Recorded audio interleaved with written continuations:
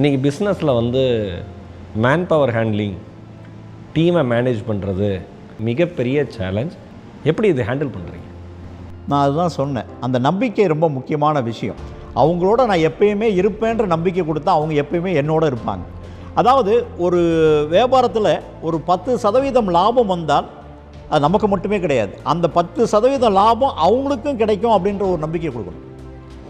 சேலரியில் வந்து சேலரி மட்டும் இல்லாமல் போனஸ் நமக்கு கிடைக்குன்ற உத்தரவாதம் கொடுக்கணும், வேரியபிள் பே கிடைக்குன்ற உத்தரவாதம் கொடுக்கணும், இன்சென்டிவ் கிடைக்குன்ற உத்தரவாதம் கொடுக்கணும் அவங்களுக்கு. இது மாதிரி எல்லா விஷயங்கள், வணிகம் நல்லா இருந்தால், தொழில் நல்லா இருந்தால், வியாபாரம் நல்லா இருந்தால் நம்ம நிச்சயமாக நமக்கும் அந்த பயன் கிடைக்குன்ற ஒரு நம்பிக்கை அவங்களுக்கு கிடைச்சா நிச்சயமாக நம்மளோட இருப்பாங்க.